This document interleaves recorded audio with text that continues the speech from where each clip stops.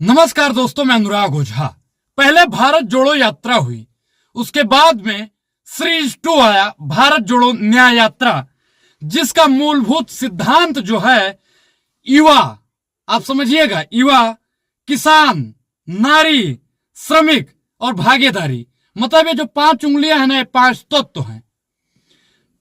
पहले युवाओं की बात होती है, किसानों की बात होती है, नारी की बात होती है, भागीदारी की बात होती है, श्रमिक की बात होती है। आज मैं सबसे पहले युवा की बात करूंगा, क्योंकि युवा इस देश के लिए बहुत ही महत्वपूर्ण है। आज दिन युवा इस देश में आत्मदहन कर रहा है। डिग्रियां होने के बाद भी भारतीय जनता पार्टी की सरकार में उसे रोजगार नहीं मिल रहा है। साहब का जो वादा था ना साहब, उस वादे को भारतीय जनता पार्टी ने पूरा नहीं किया। वादा जो इनका था कि हम हर साल 2 करोड़ रोजगार देंगे, रोजगार देने में भारतीय जनता पार्टी की सरकार कामयाब नहीं हुई। भारतीय जनता पार्टी की सरकार में युवाओं की जो दशा है ना साहब, सबसे ज्यादा बेरोजगारी, इसके जो प्रमुख मुद्दे हैं, बेरोजगारी, युवा आत्मदहन, उसके बाद में अग्निपथ योजना आ गई। आप बताइए कि प्रधानमंत्री बनेगा 5 साल के लिए, अग्निवीर में जाएगा 4 साल के लिए, बेईमानी थी कि नहीं थी?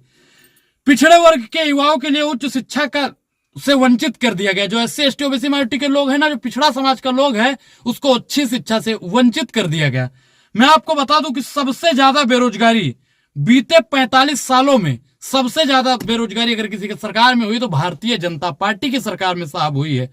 आप बताइए, मैं आपको एक आंकड़ा बहुत सटीक और साफ बताना चाहता हूं कि इस देश में 100 युवा में से 42 युवा आज बेरोजगार है, और भारतीय जनता पार्टी कहती है साहब हम रोजगार दे रहे हैं। ये झूठा वादा है या नहीं है? आप बताइए कि 2019 में 15 लाख इंजीनियरिंग के बच्चे ग्रेजुएट हुए, उनको रोजगार साहब की सरकार नहीं दे रही है। युवाएं आत्महत्या कर रहे हैं। आप बताइए कि युवा जब आत्महत्या करने लगेगा साहब, तो देश की हालत क्या हो जाएगी? किसानों के साथ में साहब कितना अन्याय हो रहा है। प्रधानमंत्री नरेंद्र मोदी जी की सरकार ने कहा था कि अब किसानों पर अत्याचार, अब की बार भाजपा सरकार, हमारी सरकार बनेगी तो किसानों की आय दुगनी हो जाएगी। साहब आपको भी याद है इसके जो प्रमुख मुद्दे हैं, किसान आत्महत्या। मैं आपको बता दूं कि हर घंटे किसान आत्महत्या कर रहा है साहब। ये कितनी विडंबना की बात है। एमएसपी साहब लागू नहीं हुई। जो मोदी जी ने कहा था ना कि अच्छा एमएसपी बहुत मजबूत करेंगे। किसानों का कर्जा बढ़ा है साहब, 10 सालों में किसानों का कर्जा साहब बढ़ा है, और मोदी जी ने कहा था कि किसानों का कर्जा माफ किया जाएगा। झूठी सरकार है ये। और कृषि क्षेत्र की अनदेखी, कृषि क्षेत्र में अनदेखी हो रही है साहब। इसकी सबसे बड़ी समस्या है कि अनदेखी किया जा रहा है और वर्तमान सरकार इससे सांस नहीं ले रही है। उसको मतलब नहीं। आपको याद होगा, अगर आप किसान जाति से आते हैं तो आपको मालूम होगा कि 750 से ज्यादा किसानों ने शहादत दी थी। अरे प्रधानमंत्री नरेंद्र मोदी जी किसानों के सगे हैं क्या? किसानों के अगर ये सगे होते तो आपको मालूम है कि किसानों के लिए बैरियर लगा था, किसानों के लिए तार भी लगाया गया था, और किसानों के लिए कील रोडों पर गाड़ दी गई थी। आप बताइए कि किसानों की हितैषी हैं। आप बताइए कि 60% बढ़ा है साहब, 60% कर्जा किसानों का बढ़ा है। अन्नदाताओं का, नारी पर अगर बात की जाए, नारी पूजनीय होती है। तू आशा है, तू उम्मीद है, तू रोशनी है, तू जिंदगी है, तू क्रांति है, सलाम है, तुझे देश की शान है, नारी शक्ति। नारी शक्ति की अगर बात की जाए तो आप बताइए कि भारतीय जनता पार्टी की सरकार में सबसे ज्यादा महिलाओं का अपमान हुआ है, महिलाओं का शोषण हुआ है, महिलाओं के खिलाफ अपराध कितने हुए हैं, महिला संसदीय प्रतिनिधित्व कितना हुआ है, महिलाओं के शैक्षिक भागीदारी पर हम लोग बात करें, महिलाओं की आर्थिक भागीदारी पर बात नहीं हो रही है साहब। इसलिए भारत जोड़ो न्याय यात्रा है। 2012 में 41.60% था, और ये बढ़कर जो महिलाओं के आपराधिक मामले हैं ना साहब, ये 2012 में 41.7% था, और 2022 में 66.4% हो गया है। अब बताइए महिलाओं पर अत्याचार हो रहा है कि नहीं हो रहा है? महिलाओं पर सबसे ज्यादा अत्याचार हो रहा है। और बीजेपी में कितने लोग बैठे हैं जो अत्याचार करके भी बैठे हैं, लेकिन साहब की सरकार सवाल का जवाब नहीं दे रही है। भारत की जनसंख्या में महिलाओं की भागीदारी होनी चाहिए, महिलाओं को उनको उचित और समुचित न्याय मिलना चाहिए, लेकिन नहीं साहब। सैया बनल कतुआल तो डर का है बात का। वर्तमान सरकार ऐसी सरकार है जिसमें महिलाओं की बात नहीं होती है। मैं आपको एक चीज और बता दूं, महिला बिल तो प्रधानमंत्री नरेंद्र मोदी जी लेकर आए, लेकिन महिलाओं की हक अधिकार की बात नहीं की। अगर महिला हितैषी प्रधानमंत्री नरेंद्र मोदी जी होते तो महिला पहलवान जो सड़क पर बैठी थी उनको न्याय मिल गया होता।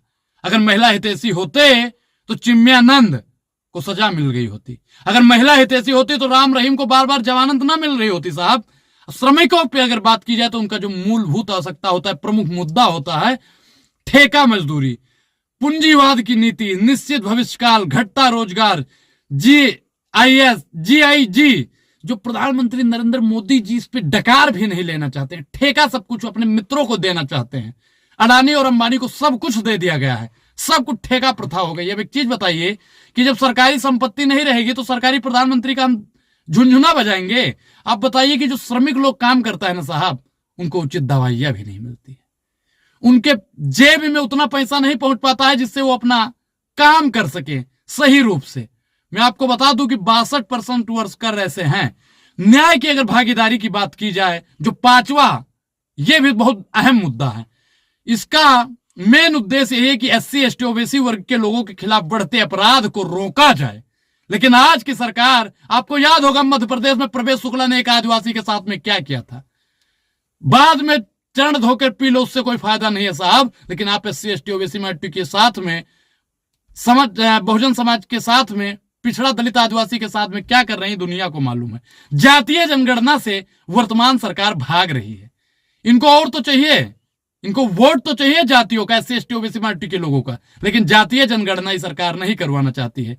कमाई में अंतर, आपको पता होगा कि कमाई में कितना अंतर होता है, लेकिन इनसे कोई मतलब नहीं है। SC ST OBC माइनॉरिटी की कुछ रिपोर्टें मैं आपको बहुत तथ्यात्मक रूप से बताऊंगा।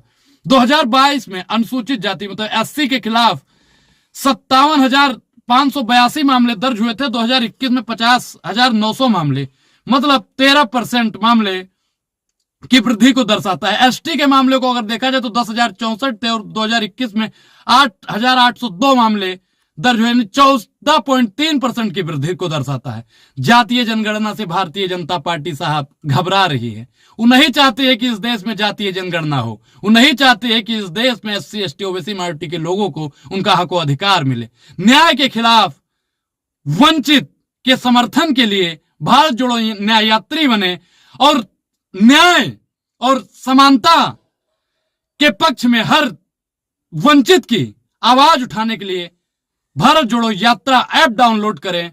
इस पूरी वीडियो पर आपकी क्या प्रतिक्रिया, अपनी प्रतिक्रिया जरूर दें। और अभी तक आपने हमारे चैनल को ज्वाइन नहीं किया है तो ज्वाइन करना बेहद जरूरी है। अब अनुराग ओझा को दीजिए इजाजत। शुक्रिया, धन्यवाद।